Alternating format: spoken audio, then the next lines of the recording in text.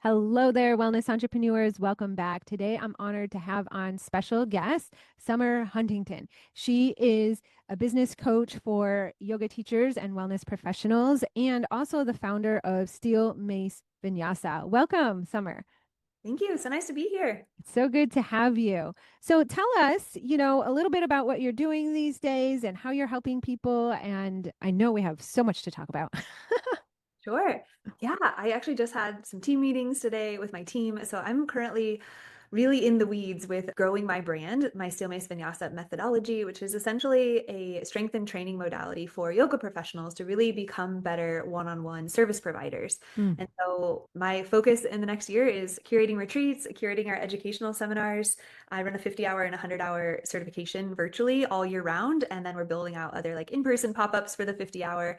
So yeah, that's one of many projects. Lots of video production on the docket. I produce a lot of video courses with the strength training and yoga modality together. And I just had a baby about a year ago. And so just being able to get back into my postpartum body where I'm feeling like me again, Mm. shoot video courses for my students and for my community feels really good.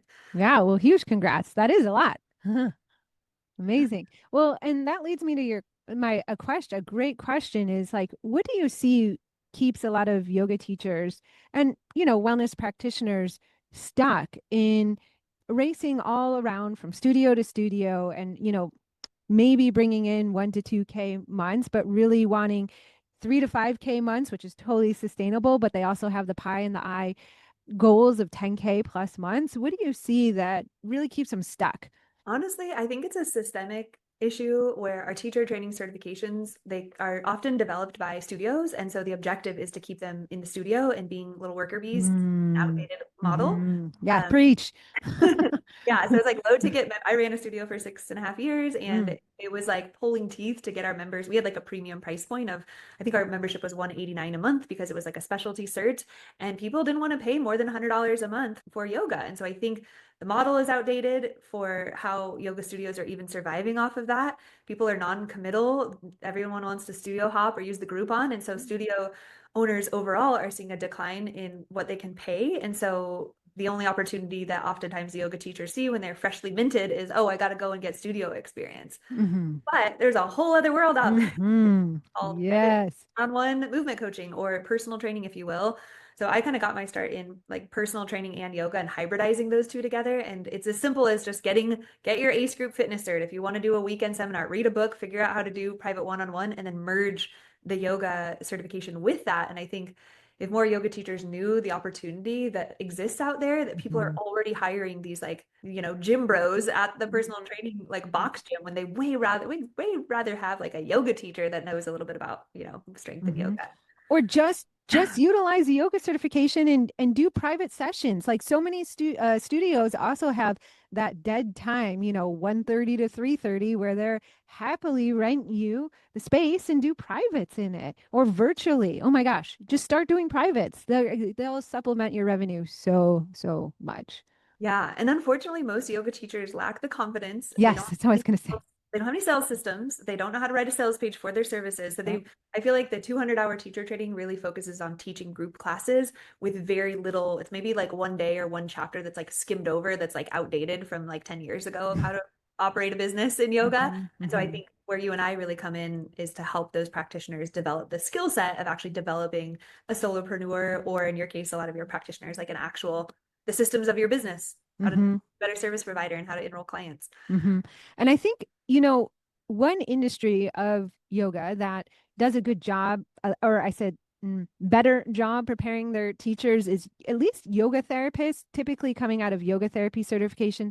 They do have the mindset of privates, but it comes from the place of feeling that their clients actually need the privates, like that sometimes group classes aren't appropriate for them, or that privates are just the way to go there, where in all reality is that any yoga teacher can do privates. It's not just for yoga therapists. And I think there's also a disconnect for yoga teachers realizing that there's a market for it because they're so used to Mm. people in group classes, and they're like, why would anyone want to pay more than $30 an hour to work Yes. with me? And so how do we show them that, and not show you if you're listening, like there's a huge market for people that want private, the people that are in chronic pain, the people that are embarrassed or unconfident, not Mm-hmm. confident enough to go to a group class, or they have some Mm-hmm. chronic health condition that they really need private support with.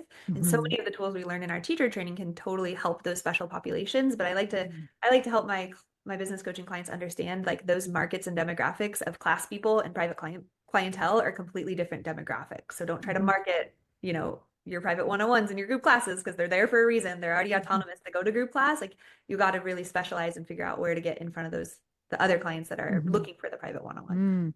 Yeah, I do think that. And I do have a lot of clients that get clients and privates from their classes, but it's knowing how to seed how privates are beneficial and the value that they'll bring outside of a class and be complementary towards the class and add more value to, something like you're saying that they might be struggling with or really desiring.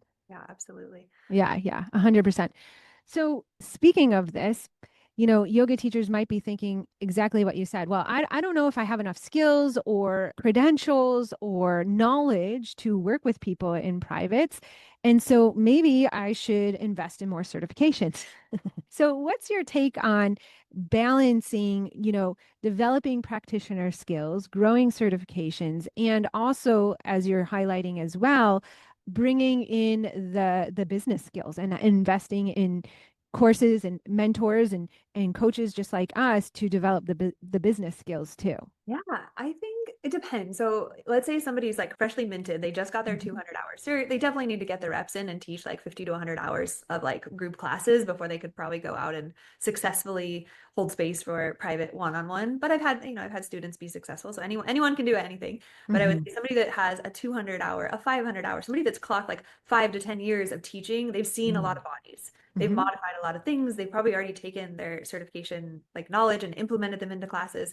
So it kind of depends on the person. And I would say, yeah, some people definitely still need to get those practitioner skills. But if you're listening and you're somebody that already has a 200 hour, a 500 hour, or if you're a physical therapist and you already have at least three other specialty certifications, you don't really need any more certifications. You Mhm. need to develop your method.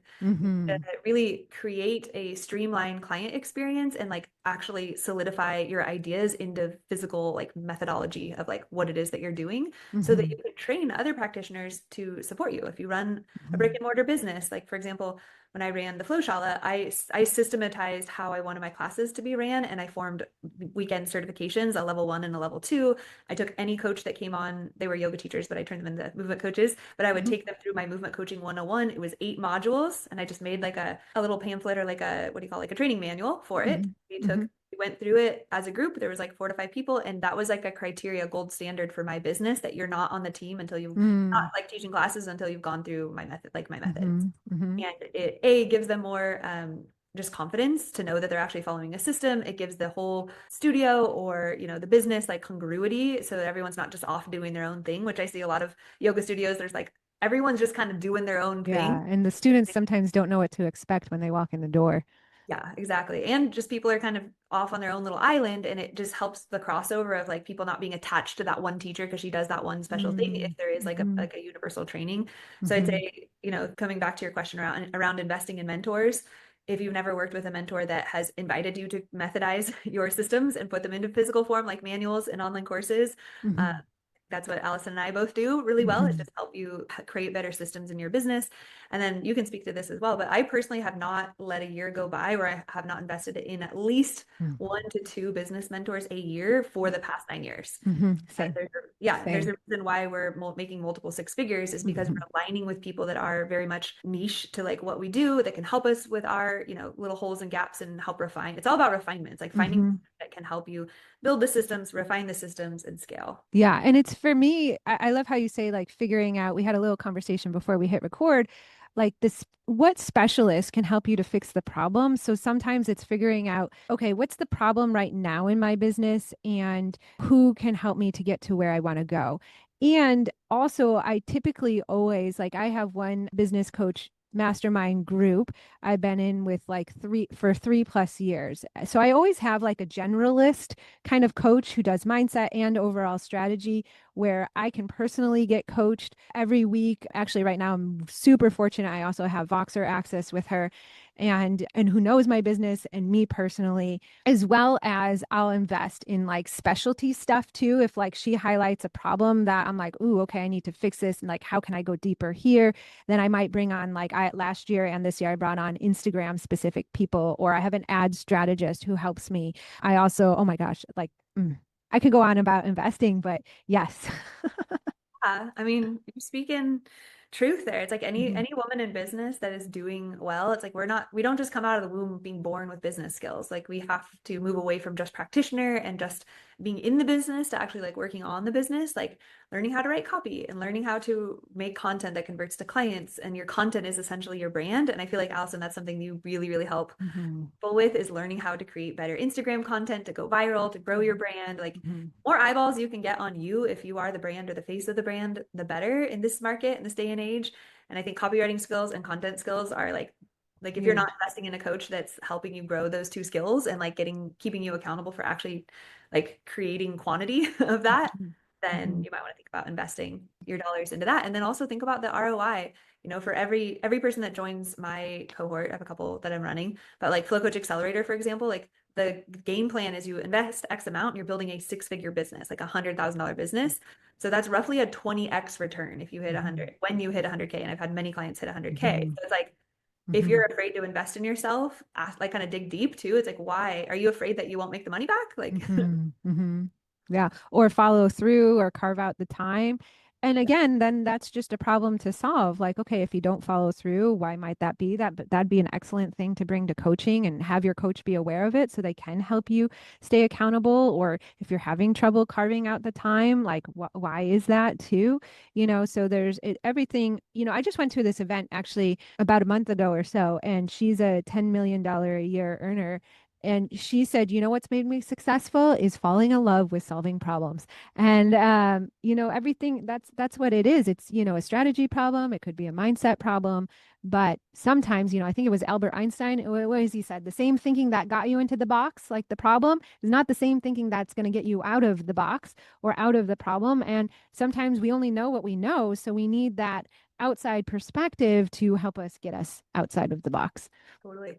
I love that you're going to live events. I've had so many come across my radar where I'm like, I really want to go to that. And I haven't Yeah. figured on it because I have the 1 year old. But Yeah, I went through a period of mostly virtual. In fact, I invested in a couple, it was one coach, a couple rounds, masterminds, and it was a high ticket. And I could, because my daughter was so young, I attended the in-person events virtually and I still got great benefit on it. So, but I understand that period. when you went, did you feel like you got like great networking and like the energy? I feel like the I energy of did. It was the energy. Yeah, yeah, yeah. And I also went to two events earlier this year.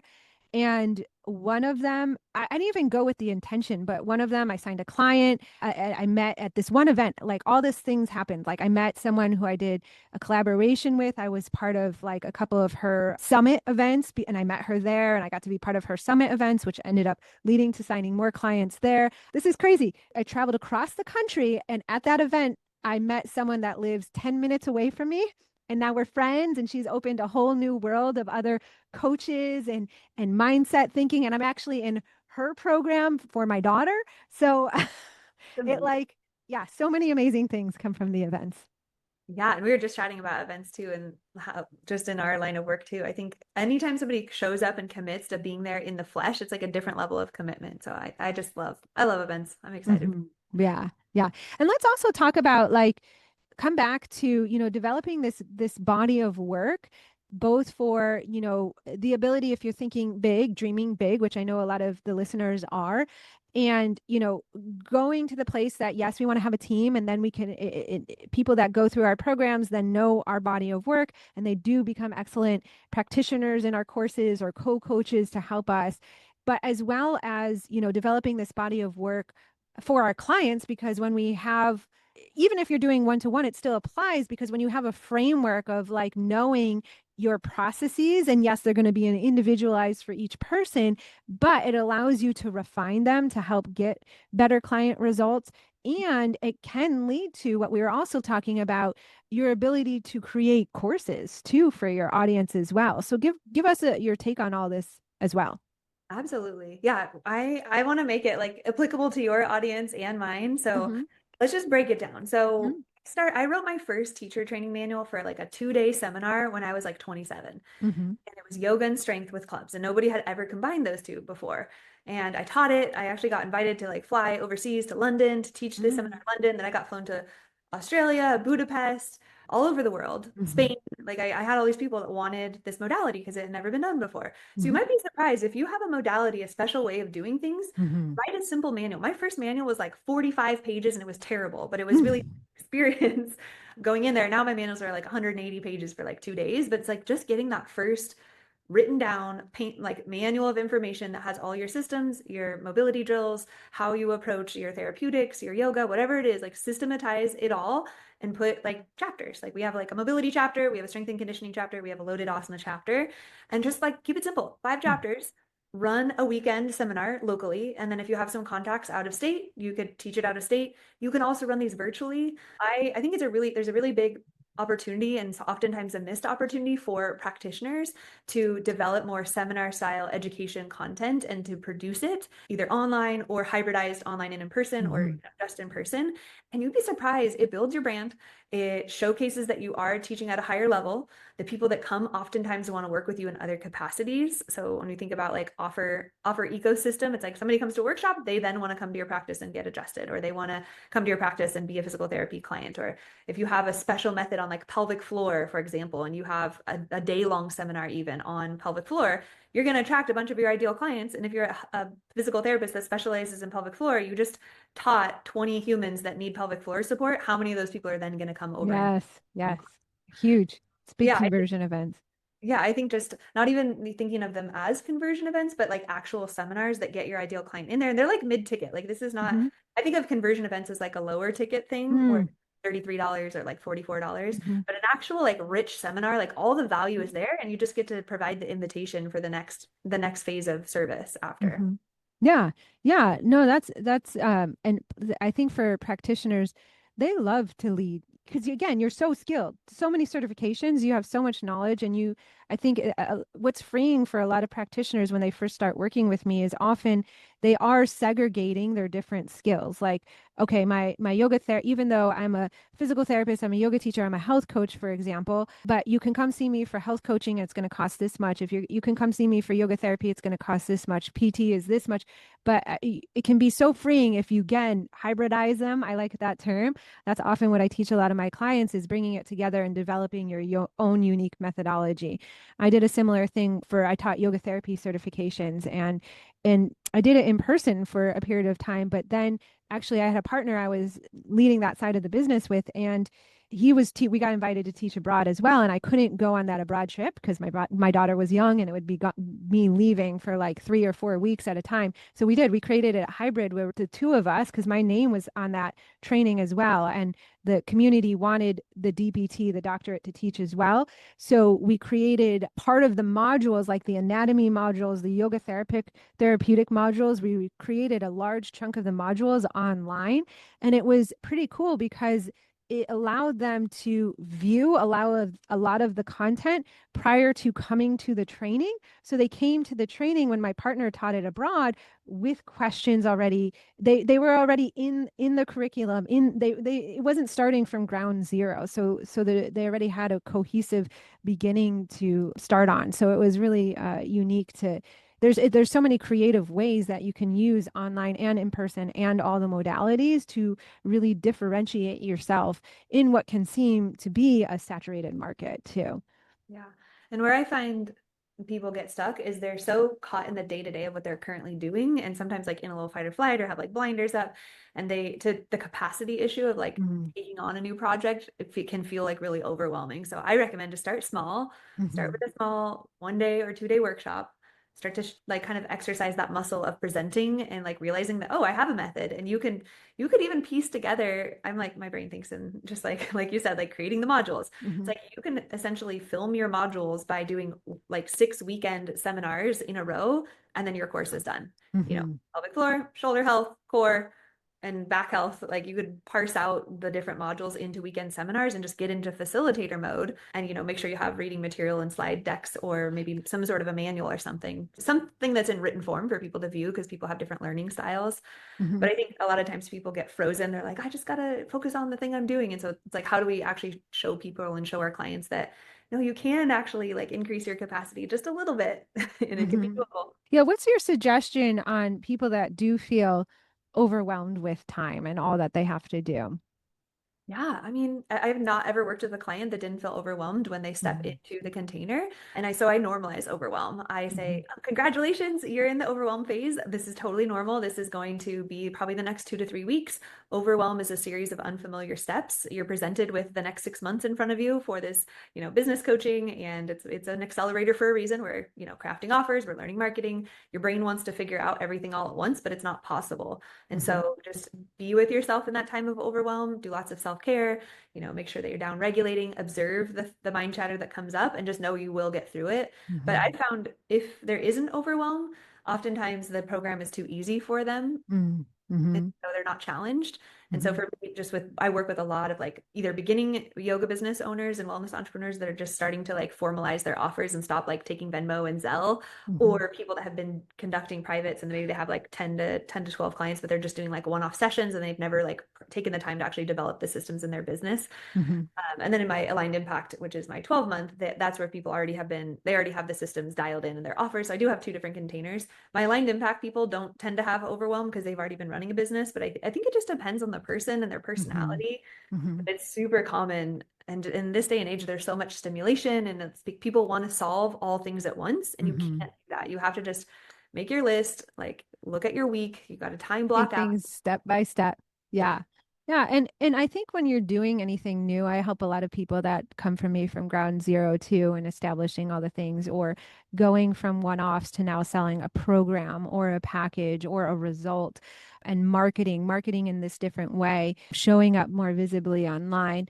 There's a lot of growth edges that come with it, just like figuring out the systems and the time and schedule management and knowing what to prioritize. But also, there is like in that capacity, and there's also the capacity of who they're becoming, like the self identity capacity, the person that charges a certain rate, or the person that, develops a program and leads people through and actually gets results, or people, get stuck in the program, but they know as a practitioner, they have the confidence that they'll figure it out and they know what's going wrong. And some people just take a longer period of time.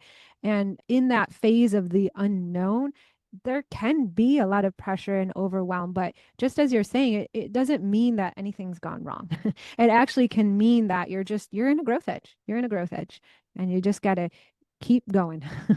Yeah, I think the worst thing that can happen is you just shut down and go into fight or flight. I always just say, Hmm. like, I give my students just one simple assignment. This is your 14-day assignment, step by step, just to prove so they can exercise that muscle of like having a real thing to complete, a deadline. And then it's that capacity building, like you said, and identity shifting work that we get Hmm.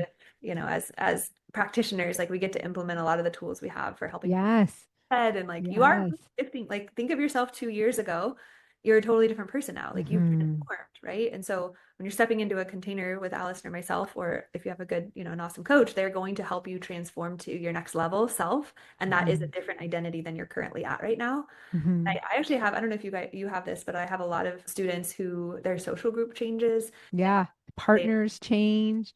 What they envisioned, they thought they wanted for their life shifts. And I know for myself too, I remember when I first got into the coaching world, I was like, what does that even mean? Like an identity shift. It was like so esoteric for me, even though I had gone through like health shifts and I had gone through a lot in my life. I just couldn't even fathom like, who am I going to become? What does that even mean? Like, what does that look like? And it even sometimes felt a little scary. But now I look back and now I can know, like, I'm like, oh, okay, I know where my next identity shift is going to be, or I know what I need to focus on, or I can feel it in my body. But I remember in the beginning, like it was like ambiguous for me. So if you feel that way, that's normal too. Yeah, I think I share a similar sentiment with the identity shifting. Like people talk about it, but until you've really gone through it, it is kind of confusing. You're like, what does that actually mean? I'm just me. Like I'm the Yeah, same. exactly. Yeah.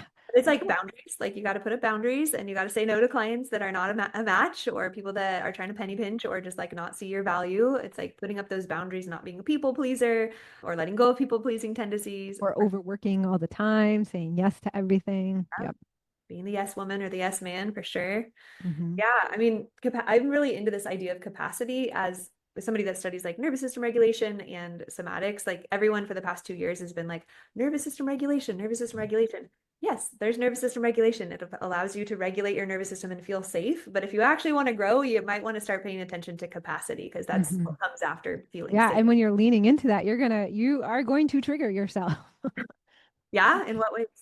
Well, there's going to be that pressure feeling, that feeling of overwhelm, like, can I do this? Or the unknown, the uncertainty of doing new things, doing more, or sometimes doing less and have that feel scary. That can be triggering. Okay, so where are you going with that? Yeah, I yeah. So, I heard this from like Tony Robbins and then a few other people in the like high performance state is the difference between people that are like successful, people that are like millionaires and billionaires. They've tricked their brain into perceiving things that normal people think is hard as they find joy in them oh, that's good. and actually find pleasure in them, which is wild. And I'm like, Hmm. oh, like when I have to do a big email campaign, I don't think of it as like, oh, I have to do an email campaign. I'm like, yes, I get to do an email campaign. Hmm. What's on the other side of that? And so I think changing your relationship to things that you view as hard, like, oh, I have to make content. It's so hard. I'm like, sweet, I get to make content. I get free commercials to 16 Yes, people on my yes, I yeah. love making content. It's fun for me. So it's like tricking your brain into like not continuing to tell the story that it's hard. It's Uh-huh. actually fun, easy, and joyful is a little Yeah, that's huge.